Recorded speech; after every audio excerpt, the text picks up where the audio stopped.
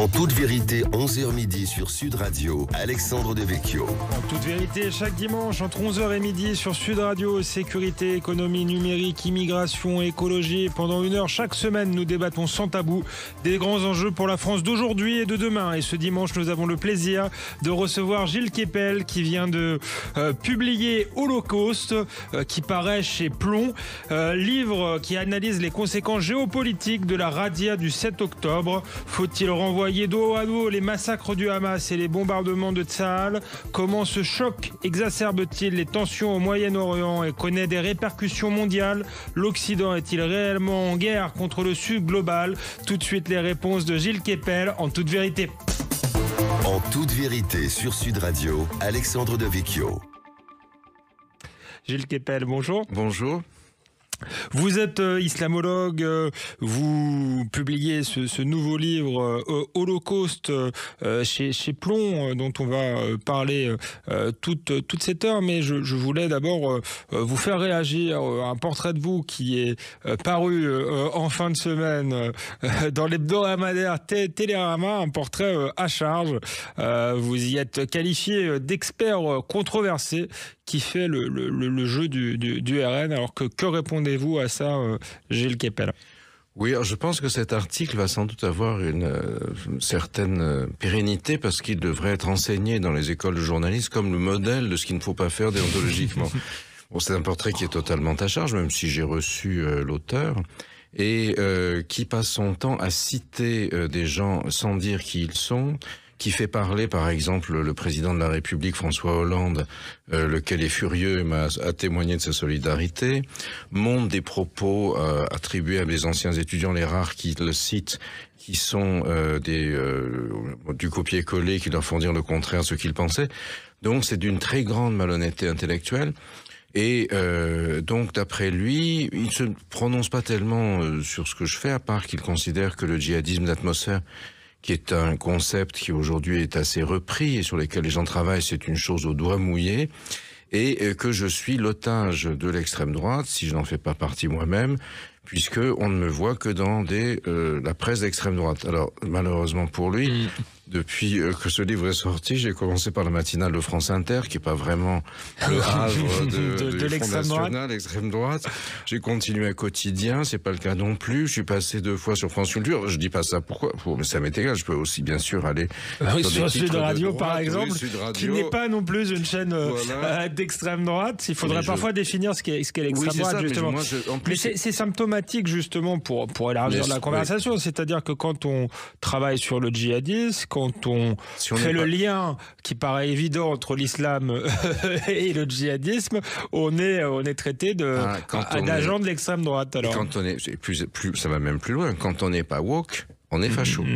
Et je crois d'ailleurs que ça a été assez mal perçu, y compris par le lectorat de Télérama, puisque si j'en juge par les tweets furieux dont le malheureux, le pauvre chéri, se plaint d'avoir été envahi, moi ça m'attriste parce que j'ai bien connu la famille qui avait fondé Télérama, la Vie catholique illustrée, les Sauvageaux, qui étaient des chrétiens très engagés, puisque certains de leurs enfants étaient au lycée avec moi, on allait en vacances ensemble, les malheureux se retourneraient dans leur tombe, les fondateurs, s'ils voyaient ce que c'est devenu. C'est un article torchon, et je serais très curieux d'ailleurs de voir, parce qu'il ne parle pas même pas de mon livre, c'est pas qu'il existe, je lui ai offert très aimablement, dédicacé au malheureux qui a écrit ce papier, mais je serais curieux de voir s'ils sont désireux de me donner la parole en réponse. On verra, ça on jugera de leur parce qu'ils font partie du groupe Le Monde Télérama, donc s'ils sont soucieux de la liberté, et après tout, puisqu'ils s'autoproclament et du pluralisme comme médias de gauche, voilà, certainement, ils verront bien que je peux tout à fait parler chez eux aussi. Mais ce qui est plus grave, c'est que moi, ça m'est indifférent. La couleur politique supposée, réelle, symbolique ou imaginaire. Oui, vous êtes un chercheur en plus avant tout. Moi, j'ai des opinions politiques comme tout le monde, mais ma valeur ajoutée, en tout cas j'espère, c'est d'analyser un phénomène en présentant des faits, en les mettant en perspective. Vous avez évoqué tout à l'heure, est-ce qu'on peut mettre sur le même plan les bombardements sur Gaza et le massacre du 7 octobre. Il y a 30 000 ou on ne sait pas exactement combien de morts d'un côté et 100 de l'autre. Est-ce que c'est ça le critère? Donc tout ça, j'essaye de l'analyser, de discuter, d'ouvrir des hypothèses.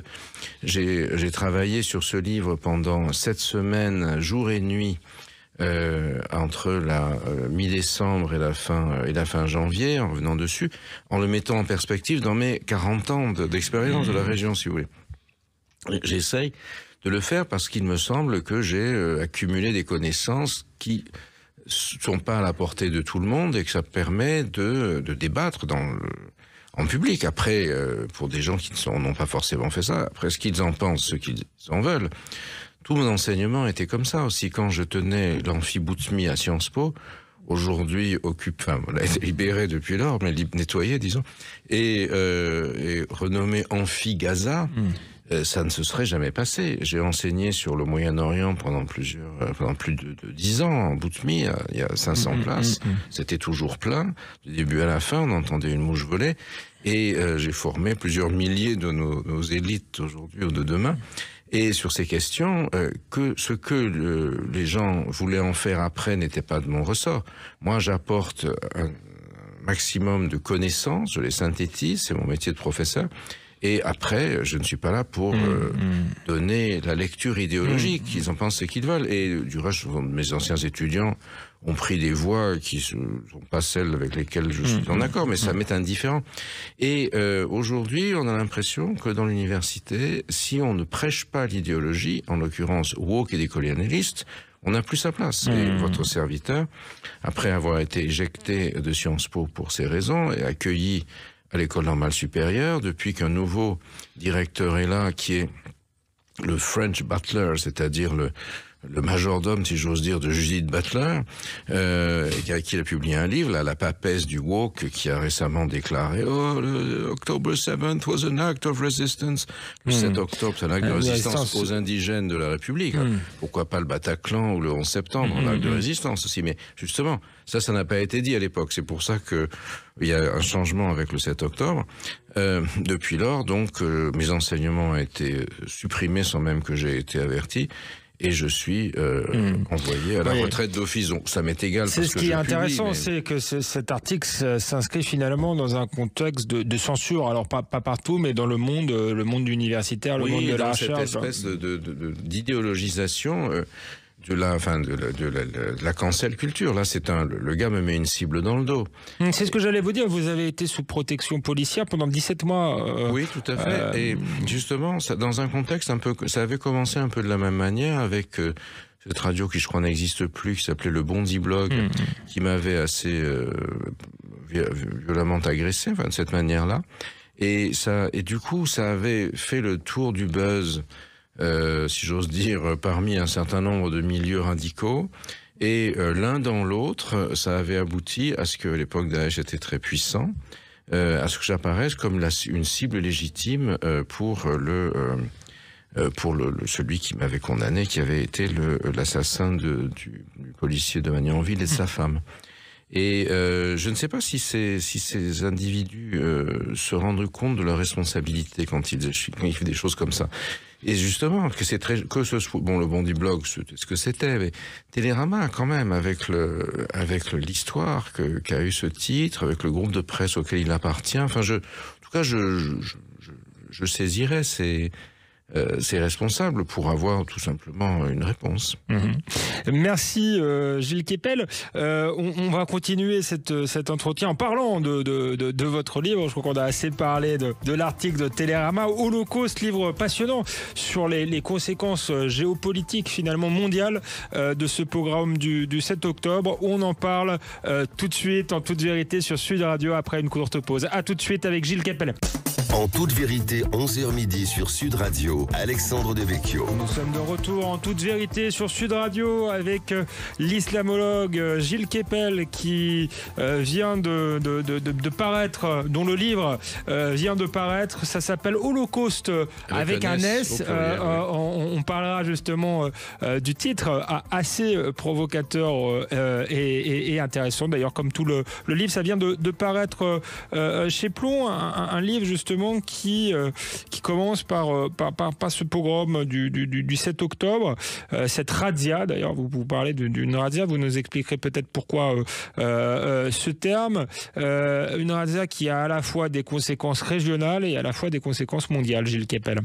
Oui, alors en fait, j'ai essayé de comprendre comment les différents acteurs de ce drame étaient émus, qu'est-ce qu'il y avait à la fois dans leur politique, mais aussi dans le mélange entre mystique et politique, la référence aux religieux et un certain nombre d'injonctions qu'on va trouver dans l'islam ou dans le judaïsme pour avoir une vision de l'autre qui passe par son déni, si vous voulez.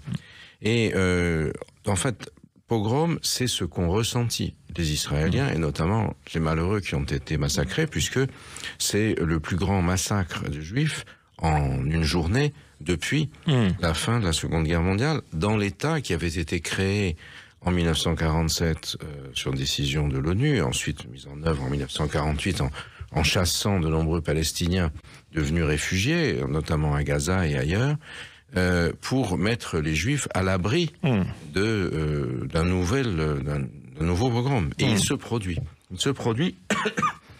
Et on verra tout à l'heure aussi quelle est, là, à mon sens, la responsabilité politique de Benjamin Netanyahou dans le fait que c'est advenu. Mais dans l'esprit de ceux qui l'ont commis, c'est pas un pogrom. C'est une razzia. C'est quelque chose qui est noté très positivement, un peu comme le 11 septembre, d'ailleurs, avec qui ça présente des similitudes, que Ben Laden avait appelé la double razzia bénie pour les auditeurs arabophones, el Ghazwaten, el Mubarakaten, et contre New York et Washington. Qu'est-ce que c'est qu'une razzia? C'est quelque chose qui, le mot français d'ailleurs est décalqué de l'arabe razwa, et une tribu fond sur une autre où il y a une oasis, tue les hommes, prend les femmes pour le harem, les enfants pour l'esclavage, coupe les arbres et pique les moutons, si vous voulez, en gros, simplement. Et c'était le mode de fonctionnement de l'Arabie avant l'islam, et c'est pas un modèle économique terrible, évidemment, parce que tout le monde, c'est un appauvrissement, c'est dramatique. Et avec l'arrivée de l'islam, notamment, donc le prophète a utilisé la razzia comme un mode privilégié de guerre, et en particulier, il y a eu en 628 une razzia sur une oasis juive assez florissante, qui existe toujours, elle n'est plus juive, mais le lieu existe toujours, c'est magnifique, en Arabie Saoudite, au nord de Médine, aujourd'hui au nord de Riyad, en tout cas près de Médine, pardon, au nord de Médine, pas près de Riyad, et donc où le récit de la vie du prophète, la Sira Mohammedia, raconte avec une assez grande cruauté explicite pour montrer le châtiment d'Allah s'abattant sur ceux qui refusent la parole divine telle qu'elle est perçue. Donc le chef des Juifs est torturé pour savoir où est le trésor. Les femmes sont emmenées sur les chameaux en esclavage ou pour les harems, un peu comme ça a été le cas pour les otages emmenés sur les mobylettes ou sur les pick-up, etc. Et c'est connoté très positivement, à tel point que le nom de cette oasis s'appelle Khaybar, est utilisé comme slogan aujourd'hui par les mouvements islamistes qui attaquent Israël, surtout le Hezbollah et Hamas, avec ce slogan, encore une fois pour les arabophones qui nous écoutent, Khaybar, Khaybar ya Yahoud, Jaish Mohammed Sayaoud, ce qui veut dire Khaybar, Khaybar et les Juifs, l'armée du prophète est de retour. Le Hezbollah a nommé Khaybar son premier missile qui a touché Israël, l'Iran son premier missile de croisière qui a touché Israël, donc tout ça, si vous voulez, c'est extrêmement présent dans la représentation des choses, et ça va justifier le type de violence tout à fait stupéfiant pour ceux qui ne comprennent pas tout ce contexte qui a été utilisé. En même temps, vous avez aussi une dimension très nationaliste, puisque ceux qui étaient là, et notamment Sinwar qui l'a organisé, viennent de familles qui ont été chassées du territoire israélien, et on a entendu sur les GoPro, les caméras de surveillance, On est ici chez nous, c'est notre pays. On va s'étendre un peu plus sur les conséquences à la fois régionales et mondiales, mais peut-être puisque vous nous avez expliqué ce que signifiait ce mot razzia, ce que signifiaient ces massacres dans l'imaginaire à la fois des Juifs et des Palestiniens, vous utilisez ce mot holocauste. Qu'est-ce que ça signifie en fait précisément holocauste? Pourquoi le mettre avec un S? Et comme ça, on pourrait avoir le sentiment, alors quand on lit votre livre, c'est plus compliqué que ça, mais que vous renvoyez dos à dos justement le massacre du 7 octobre et les bombardements de Tsahal sur Gaza. Oui, qui ont aussi tué un nombre de personnes. Ah oui, ils ont tué, ça c'est indéniable, effectivement, oui. Mais est-ce que c'est de la même nature ou pas Alors, c'est pas du tout ce que je veux faire, je veux simplement marquer que le terme aujourd'hui est utilisé par les uns et par les autres, et également, encore plus loin, quand l'Afrique du Sud... On parle de génocide, en fait holocauste ça signifie génocide. Oui, pas vraiment. Holocauste c'est le terme religieux au départ, qui est utilisé dans l'Antiquité pour désigner les victimes qui sont sacrifiées à un dieu. Des victimes humaines, ensuite qui seront remplacées par des victimes animales aussi, et l'expression les holocaustes, ça veut dire les victimes aussi, pas simplement et généralement, et qui finissent dans la crémation. D'où le fait que le holocauste a été employé aussi pour la Seconde Guerre mondiale, du fait des chambres à gaz, si vous voulez, des fours crématoires.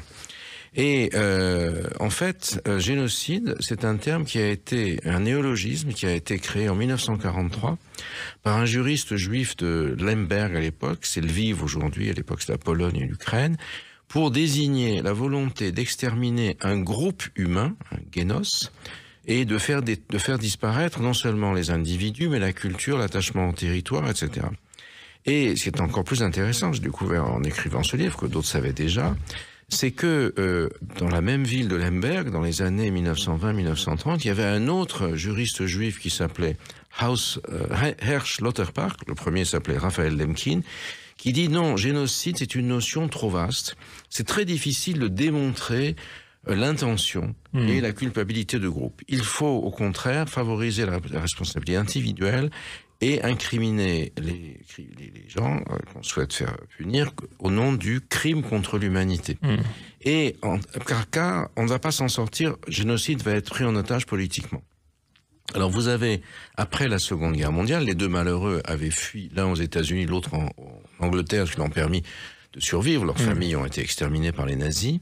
Et on voit que le procès de Nuremberg, en 1947, est basé sur le principe du crime contre l'humanité, c'est-à-dire vous avez des individus qui seront jugés et certains pendus, condamnés à Nuremberg, mais l'Holocauste, le 9 décembre 1948, le génocide, le 9 décembre 1948, est inscrit, sa prévention de ce crime est inscrite dans la charte de l'ONU, juste avant la déclaration des droits de l'homme, le lendemain, le 10 décembre 1948. Et alors justement, est-ce que les bombardements à Gaza peuvent être qualifiés de génocide comme le souhaitait l'Afrique du Sud? Parce qu'il y a la question de l'intention, vous l'avez dit, la volonté finalement d'exterminer tout un peuple. Ils ont fait beaucoup de morts, vous l'avez rappelé, vous êtes également très critique à l'égard de la politique de Benyamin Netanyahou, mais est-ce que leur intention est vraiment de faire disparaître les Gazaouis de la surface du globe? Eh bien, c'est bien pourquoi Lauterpacht disait que c'était un terme très difficile d'usage, parce qu'aller prouver ça juridiquement. Évidemment, vous pouvez voir dans les déclarations, je les ai citées et analysées, par exemple des suprémacistes juifs qui aujourd'hui ont 14 sièges à la Knesset dans la majorité de M. Netanyahou, il a 64 sièges sur 120, et qui l'ont prise en otage d'une certaine manière. Il est otage de ces zélotes. Ce sont ceux qui poursuivent la colonisation en Cisjordanie, en chassent les Palestiniens. Il y a eu plus de 1200 attaques des colons contre les villages arabes de Cisjordanie en 2023, répertoriés par l'ONU.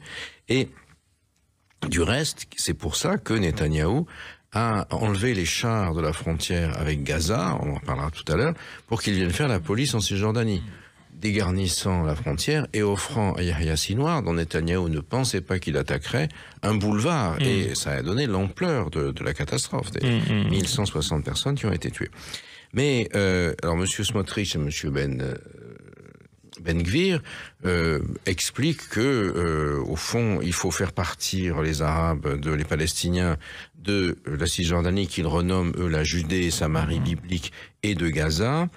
Smotrich, à la fin décembre, disait, bon, il faut qu'ils s'en aillent en Égypte, et il faut qu'il en reste 100 ou 200 000 qui vont nous servir de travailleurs agricoles, et c'est fini. Donc là, effectivement, on peut se baser là-dessus en disant qu'il y a une intention de faire disparaître une population d'un territoire. Maintenant, est-ce que c'est la volonté de les exterminer comme tels? Il y aura des plaidoyers pour et contre. Et du reste, la Cour internationale de justice a été relativement prudente en disant, c'était pour Israël, c'était déjà trop de leur point de vue, mais en disant, il faut que Israël fasse très attention qu'il n'y ait pas d'actions génocidaires qui sont menées. Alors, après, quand vous massacrez par les bombardements aériens des dizaines de milliers de personnes, femmes et enfants, et aussi quand vous abattez des combattants, évidemment, parce qu'ils sont en civil. Donc, Hamas ne présente que des civils victimes, ne parle pas des combattants des brigades. Ça, c'est, si j'ose dire, de bonne guerre ou de mauvaise guerre. Vous savez, on peut pas. C'est difficile de savoir si vous tuez les gens parce qu'ils sont femmes, enfants, parce qu'ils se trouvent là, ou parce que vous voulez les exterminer. Mais de toute façon, la réalité, c'est qu'il y a eu une véritable hécatombe et que Netanyahou a, d'une certaine manière, a mené cette guerre comme une sorte de guerre de vengeance.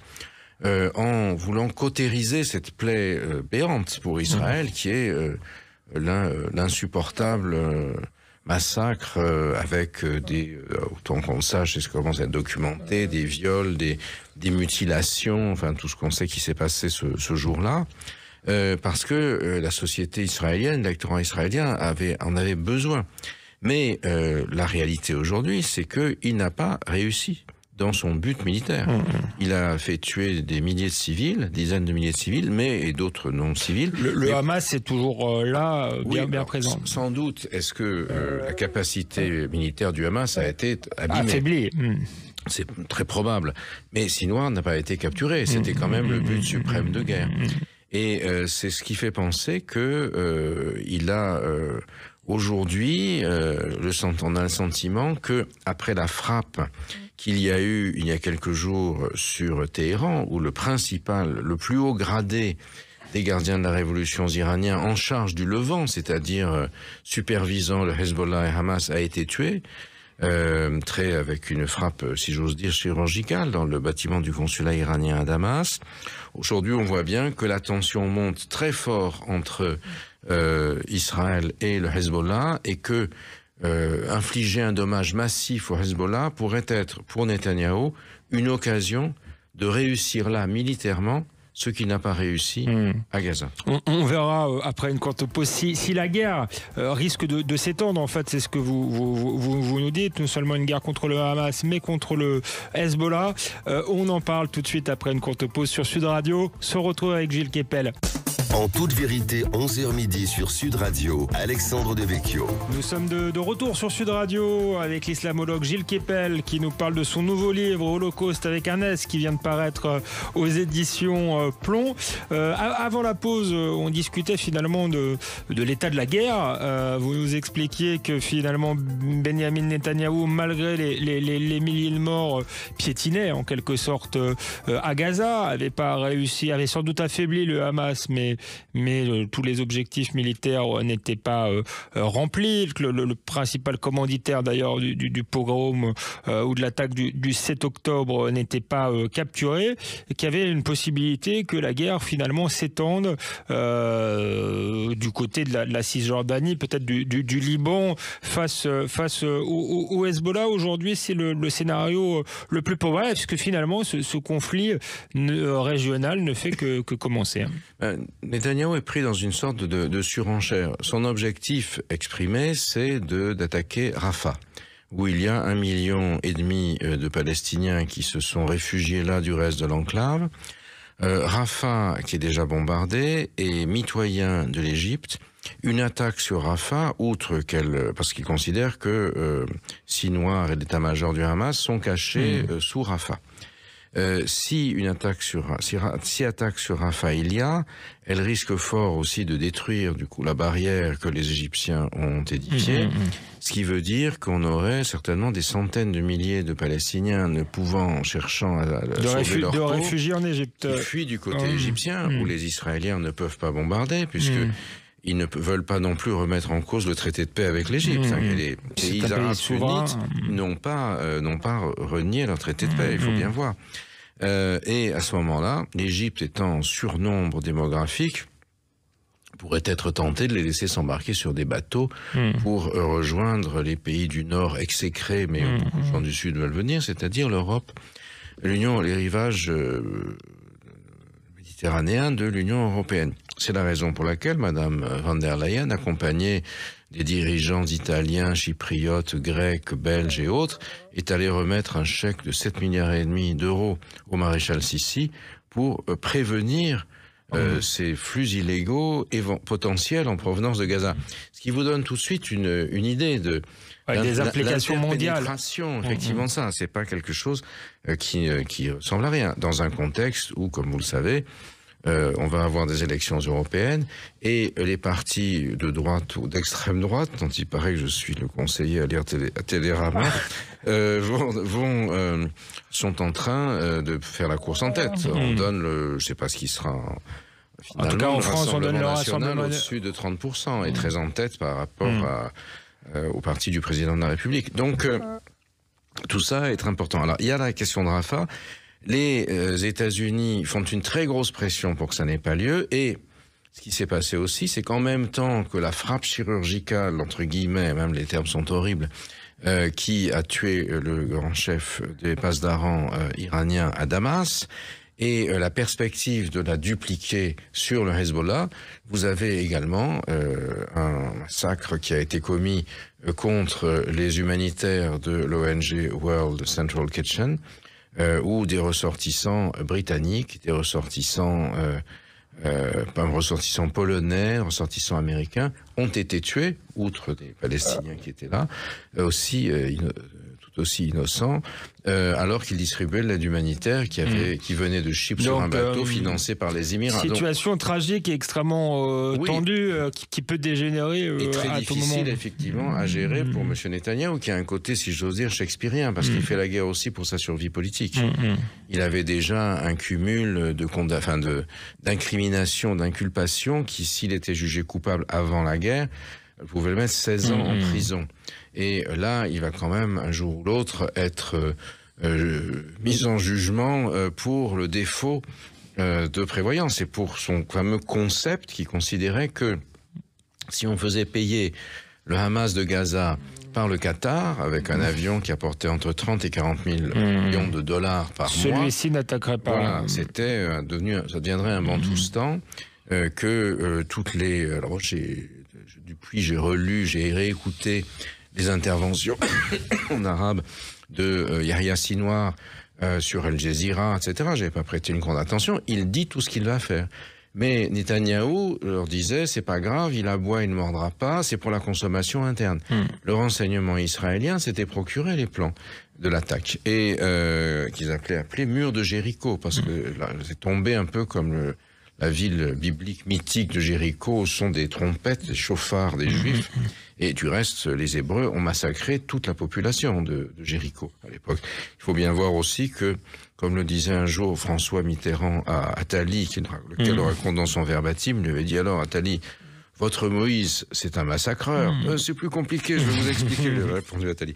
Et donc, on a dans les deux situations, ceux qui prennent à la lettre le texte biblique ou le texte islamique sans le contextualiser, effectivement, trouvent là une justification d'une extrême violence et de la déshumanisation de l'adversaire, considéré comme un impie, un mécréant. Pour en revenir aux conséquences, effectivement, il y a sans doute un enjeu personnel pour Benyamin Netanyahou, mais en même temps, l'attaque du 7 octobre a révélé que que Israël, malgré sa force militaire, était menacé existentiellement. Est-ce qu'à terme, Israël peut se permettre d'avoir le Hezbollah d'un côté, le Hamas de l'autre? Est-ce que finalement, Netanyahou n'a pas aussi le soutien de l'opinion publique israélienne pour faire cette guerre sur deux fronts? Alors, jusqu'à un certain point, oui. Mais ce qu'on voit aujourd'hui, c'est qu'il y a aussi des manifestations de plus en plus importantes contre lui. Sous-entendu, il se fiche complètement des otages, qui la plupart sont des Israéliens de gauche qui n'auraient jamais voté pour lui, parce que ceux qui ont été tués étaient entre les malheureux qui étaient à la fête de Nova. C'était des kibboutz fondés par les créateurs laïcs d'Israël, où on mangeait du porc et où il n'y a pas de synagogue pour certains d'entre eux. Oui. Donc ça, Bibi et les prématistes ne veulent pas d'eux. D'où les manifestations qu'il y a contre lui en ce moment. Mais effectivement, ce pourquoi, me semble-t-il, il doit avoir même... S'il n'arrive pas à ses fins à Gaza, il va essayer de passer au-dessus en tapant sur le Hezbollah, c'est pour fournir un sentiment, en tout cas, de pérennité et de sécurité aux Israéliens, car il est indéniable que le 7 octobre, c'est le plus grand défi existentiel et militaire qu'ait rencontré Israël depuis sa création, mais également du fait de l'inadéquation de la gouvernance de Netanyahou par rapport aux défis et ses illusions. Vous savez, il a passé en tout 15 ans Premier ministre d'Israël, celui qui a eu la plus longue durée. Donc, quand les renseignements lui présentent quelque chose, son réflexe naturel, c'est de dire, attendez, si c'était vous qui aviez raison, c'est vous qui aurez été Premier ministre, pas moi. Il y a un moment où vous avez l'ego surdimensionné de quelqu'un qui a été homme d'État, qui n'accepte plus la contradiction, alors que justement, les Israéliens avaient un mode de gouvernance où tout était systématiquement remis en cause, un peu comme c'est le cas, vous savez... Du fait de la proportionnelle intégrale, notamment. Et puis ces fameux deux juifs, trois opinions, si vous c'est talmudique. Et donc, avec la remise en cause en permanence, d'une certaine manière, il y a des figures, je pense, dans l'histoire biblique, je le connais mal, mais de ces mauvais rois d'Israël, si vous voulez, qui ont conduit à leur perte le peuple des Hébreux. Et... je crois qu'il y a cette dimension-là aujourd'hui, et puis surtout la dimension avec qu'est-ce qui va se passer avec l'allié américain, puisque généralement Israël considérait que aussi bien chez les démocrates que chez les républicains, la politique au Moyen-Orient était globalement menée par le lobby pro-israélien. Or là, on voit que c'est créé une sorte de lobby anti-israélien aux États-Unis. Le lobby woke, d'une certaine manière. Et puis aussi le lobby anti-Netanyahou, en particulier dans un État comme le Michigan, qui est ce qu'on appelle un swing state, c'est-à-dire un État bascule, où il y a beaucoup de grands électeurs. Celui qui emporte le Michigan a beaucoup de voix dans le décompte. Vous savez que l'élection américaine, c'est pas le nombre c'est le nombre d'États et de grands électeurs. Vous pouvez être minoritaire en voix, mais si vous avez la majorité des grands électeurs, vous gagnez. Et justement, Biden n'avait emporté en 2020 le Michigan que de 150 000 voix. Et là, vous en avez 100 000 sous la pression du lobby anti-israélien qui se sont déclarés uncommitted, c'est-à-dire non affiliés en français. Et si Biden perd une grande partie, j'ai analysé des sondages dans mon livre, Holocauste, qui montre que globalement la majorité des jeunes électeurs démocrates éduqués considèrent que c'est Israël qui est responsable de ce qui se passe au Moyen-Orient, de la guerre. Les seuls qui considèrent vraiment que c'est le Hamas, ce sont les vieux électeurs républicains. Alors avec ça, il faut qu'ils fassent attention. Soit il leur donne raison, mais il va perdre un grand nombre d'électeurs juifs qui sont majoritairement démocrates, qui risquent de passer chez Biden, ou bien alors il ne le fait pas et il risque de perdre ses voix parce qu'ils lui reprocheront d'avoir fourni les bombes à Israël. Ce que ça montre, c'est qu'aujourd'hui, le soutien des États-Unis à Israël n'est pas tout à fait acquis et c'est l'une des difficultés de Benjamin Netanyahou. On continue à parler, à élargir justement la discussion parce qu'on voit bien que c'est pas seulement un conflit régional, que ça a des implications mondiales. Ce sera la dernière partie de l'émission avec Gilles Kepel, tout de suite en toute vérité. En toute vérité, 11h midi sur Sud Radio, Alexandre Devecchio. Nous sommes de retour en toute vérité sur Sud Radio avec l'islamologue Gilles Kepel. Gilles Kepel, auteur d'Holocauste, qui vient de paraître aux éditions Plomb. On en parle depuis une quarantaine de minutes. On touche à la dernière partie de cette émission. On a vu que c'était un conflit qui avait des lourdes implications régionales, qui n'étaient peut-être pas terminées, qu'il était peut-être voué à s'étendre, mais c'est aussi un conflit mondial. L'avenir d'Israël dépend notamment du soutien des États-Unis, qui est de moins en moins acquis, avec un lobby anti-Netanyahou, voire un lobby woke anti-israélien, qui considère finalement qu'Israël est le seul responsable de la situation. On a aussi, et c'est l'un des intérêts de votre livre, une réflexion sur ce concept de Sud global, parce que beaucoup considèrent que finalement cette guerre est une partie d'une guerre mondiale, d'une certaine manière, entre le Sud global et l'Occident, honni, puisque considéré comme colonialiste. Qu'est-ce que vous pensez effectivement de cette grille de lecture de la situation? C'est pourquoi j'ai mis un S final à Holocauste, justement, puisque on a parlé tout à l'heure que l'Afrique du Sud, en fin décembre de l'année dernière, s'est portée devant la Cour internationale de justice avec un raisonnement qui disait à peu près, au fond, on a fondé l'ordre moral du monde après 1945 sur le plus jamais ça du nazisme. C'est pourquoi du reste Israël a été créé, parce qu'il y avait une demande de créer Israël par les sionistes avant, mais il y a toujours un refus de la communauté internationale, à cause justement du nazisme, pour se faire d'une certaine manière, comme compensation à la catastrophe qu'a été la Shoah. Et donc l'Afrique du Sud, ça c'est une vieille histoire. De toute façon, ça ne concerne que des Européens, l'histoire de blancs, etc., qui sont une minorité de la population du monde. Le véritable crime, le véritable génocide dans l'histoire de l'humanité, c'est la colonisation. Et le Nord doit payer pour cela. Et du reste, Israël, c'est l'expression la figure la plus haïssable du Nord, et la Palestine, la figure la plus exaltante du Sud, victimisée. Et alors, on peut trouver des éléments de véridicité dans cela, d'une certaine manière, mais l'argumentaire est encore plus, disons, fallacieux qu'autrefois, avec l'affrontement Est-Ouest, puisque le Sud global rassemble notamment les BRICS, ou ce qu'on appelle les BRICS+. BRICS, c'est l'anagramme de Brésil, en anglais, Brésil, Russie, Inde, Chine et Afrique du Sud. Et déjà géographiquement, on voit que la Russie, qui se prétend quasiment le leader du Sud global aujourd'hui, n'est pas spécifiquement au sud. Non, c'est pas géographique, c'est un sud arctique. C'est un sud mental. Voilà, un sud mental. À quoi s'ajoutent les dernières entrées qui sont Éthiopie et Égypte, Iran, Arabie Saoudite et Émirats Arabes Unis depuis le 1er janvier 2024. Déjà, c'est assez un peu le mariage de la carpe et du lapin, puisque entre l'Égypte et l'Éthiopie, ça va pas fort, ils ont passé leur temps à disputer sur les eaux du Nil. L'Arabie Saoudite et l'Iran, n'en parlons pas. Même les fondateurs, l'Inde et la Chine, sont dans une concurrence extrêmement forte, aussi bien sur les marchés, les empires manufacturiers, etc. Et comme on l'a vu tout récemment, la Russie vient de connaître une attaque islamiste djihadiste sur son territoire, avec qui montre que ce Sud n'est pas du tout uni. Bien sûr, et qui ressemble au Bataclan d'une certaine manière. Et venant probablement de djihadistes issus des territoires sud de la Fédération de Russie. Il y a environ 20% de la population musulmane aujourd'hui dans la Russie fédérative, et qui, du fait du différentiel démographique avec les Russes, si j'ose dire, d'ethnie russe, vont être une trentaine de % dans les années qui viennent. Et donc, ce concept de Sud est tout à fait problématique. Et alors, qui plus est, là où ça pose un problème plus grave, alors là, par exemple, c'est devenu l'exaltation, on enseigne ça, là.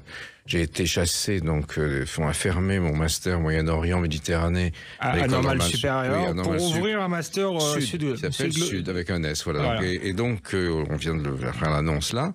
Et donc, on va enseigner l'idéologie des Suds. parce que savoir ce qui se passe au Moyen-Orient. On est en train d'enseigner en fait la vision idéologique de nos adversaires, en quelque sorte, oui, de ça, ceux qui nous désignent en tout cas comme leur ennemi. Voilà, Madame Butler est la grande inspiratrice de tout ça. Le directeur de l'école a co-signé un livre avec elle. Et ce qui est très frappant, c'est que ça fait l'impasse sur deux choses. D'abord, qu'un grand nombre d'États du Sud qui incarnent la morale sont dirigés par des régimes illibéraux. Et donc ça pose même dictatoriaux, on peut le dire. C'est un euphémisme. Et qui ont aussi accaparé les richesses, construit un système de corruption, etc. Bon, donc ça, le critère moral peut être posé. On peut se poser la question. L'Afrique du Sud, en Afrique du Sud, l'ANC est en situation très difficile du fait de la corruption, de la malversation, de l'effondrement des finances publiques. Donc c'est l'occasion de se refaire une légitimité interne que d'apparaître comme le grand champion de la liberté. Et d'autre part, ce Sud tellement haï, ce Nord tellement détesté, il se trouve qu'un nombre significatif d'habitants du Sud rêvent de venir s'y installer, fût-ce illégalement, pour y vivre, pour bénéficier d'un système démocratique et prospère. Alors il y a une partie effectivement de ces personnes-là qui veulent venir pour bénéficier du système démocratique, sans doute pour s'intégrer et devenir des citoyens du Nord d'une certaine manière. Est-ce qu'il y en a d'autres qui sont poussés aussi par la haine ou qui viennent pour profiter peut-être du système social et en même temps pousser les feux de cette guerre entre un Sud global supposé et un Nord colonialiste? Est-ce que c'est pas aussi un des dangers dans des sociétés européennes de plus en plus multiculturelles qui accueillent de plus en plus de populations venues du Sud de se retrouver avec un choc des civilisations internes? Oui, ça qui est très frappant, c'est que le Nord exécré, il ressemble beaucoup plus au monde que ne l'est le Sud, qui sait, comment dire, purifier, homogénéiser racialement, qui a fait une espèce de nettoyage ethnique en faisant partir une grande partie des descendants des anciens colons. Et alors que, au fond, la France d'aujourd'hui ressemble au monde. Au Royaume-Uni, le Premier ministre est d'origine indienne hindoue. Le First Minister d'Écosse est musulman. Il a d'ailleurs défrayé la chronique en appelant à la prière depuis son bureau récemment. En France, Madame Dati est donnée, qui est ministre de la Culture, est donnée favorite, si tant est que l'élection à Paris avait lieu aujourd'hui. Donc là, vous avez des gens qui sortent de milieux qui ont parfois été difficiles. C'est pas qu'au Premier ministre indien, mais pour Madame Dati, par exemple, qui ont fait, alors on apprécie ou on n'apprécie pas, mais qui ont fait une carrière extraordinaire et ce qui dément l'idée d'un Nord complètement raciste qui opprimerait ces minorités. Voilà, et il y a aujourd'hui de nombreuses élites, mais il n'y a pas besoin d'être élite, mais de nos concitoyens originaires entre guillemets du Sud, qui sont pour lesquels les valeurs de la République sont leurs valeurs, qui pratiquent leur religion par ailleurs, c'est pas un problème. Et à condition que ce soit dans un cadre républicain. Mais vous avez aussi un certain nombre d'autres groupes qui vont précisément s'en prendre d'abord à ceux-ci en disant ce sont des apostats. Les apostats méritent la mort immédiatement. Rappelez-vous, quand il y a eu Daesh, après avoir tué par exemple les malheureux de Charlie Hebdo, la première chose qu'ils ont faite, c'est de tuer un policier musulman. Tout à fait, on pourra citer Mohamed Merah, qui s'en est pris d'abord à des militaires musulmans. Enfin, dont ils pensaient qu'ils étaient musulmans par délit de faciès. Il y en avait qu'il était comme le malheureux adjudant Benziaten, mais d'autres qui étaient antillais et qui la considéraient comme nécessairement musulmans. Donc, s'ils avaient l'uniforme français, des apostats justiciables de la mort immédiate.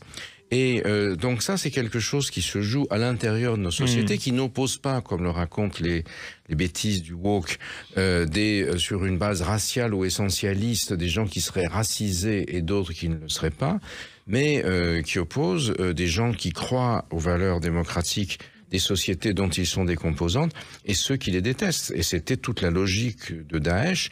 Daesh, dont l'un des principaux idéologues était un Syrien, Abu Musab el-Souri, qui avait fait ses études à Jussieu, à l'époque à la faculté de Paris-Jussieu, à l'époque où les théories de Gilles Deleuze sur le rhizome révolutionnaire étaient à la mode, et d'une certaine manière, si on regarde la manière dont s'est comporté Daesh à travers l'idéologie islamiste radicale, c'est la construction d'une sorte de rhizome révolutionnaire, c'est-à-dire on va tuer des civils ici et là, on va susciter une révolte dans la société, et ensuite on va faire tomber comme un fruit mûr l'ordre capitaliste dans un cas, impie dans l'autre.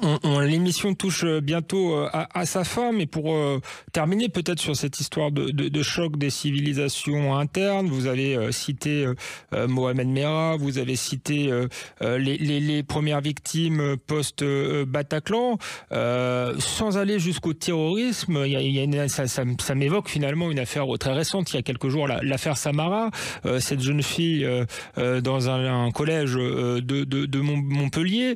Je dis apparemment parce qu'on n'a pas tous les éléments, mais si on en croit le témoignage de la mère Arki, d'ailleurs, sa fille aurait été attaquée, violentée par d'autres élèves musulmans parce qu'elle aurait un mode de vie ou une tenue à l'européenne.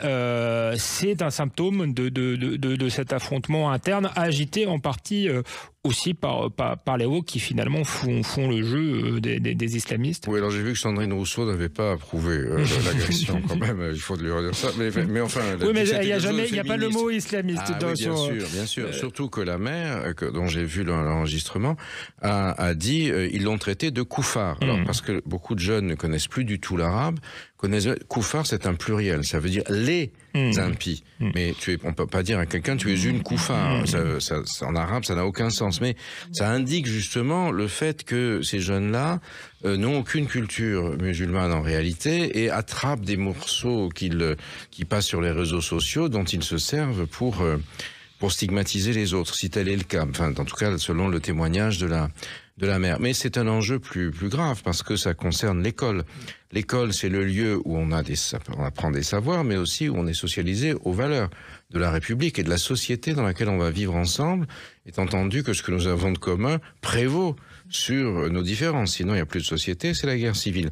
Or, quelles ont été les deux victimes les plus atrocement tuées des djihadistes récemment? Deux professeurs, Samuel Paty et Dominique Bernard, tous deux assassinés par des djihadistes originaires précisément de la zone où est actif l'État islamique Khorasan, la Tchétchénie d'un côté, l'Ingouchi de l'autre, dont on avait accueilli les familles d'ailleurs comme réfugiés politiques contre les persécutions russes après les guerres dans ces pays.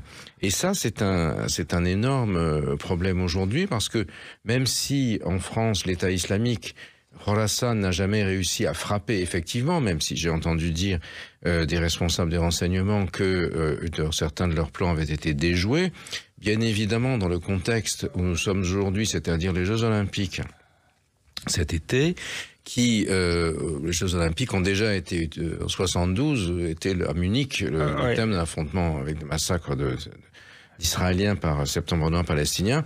C'est quelque chose qui se repose avec acuité dans nos sociétés. Bon, les services français ont été aguerris par la lutte contre Daesh et la destruction de Daesh sur le territoire français.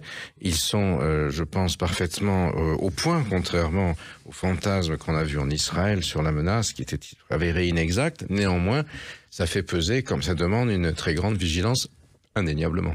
Merci Gilles Kepel. On terminera sur cette note inquiétante. Je pense qu'on parlera encore malheureusement du sujet dans les années à venir. On se retrouve la semaine prochaine pour un nouveau numéro dans Toute Vérité.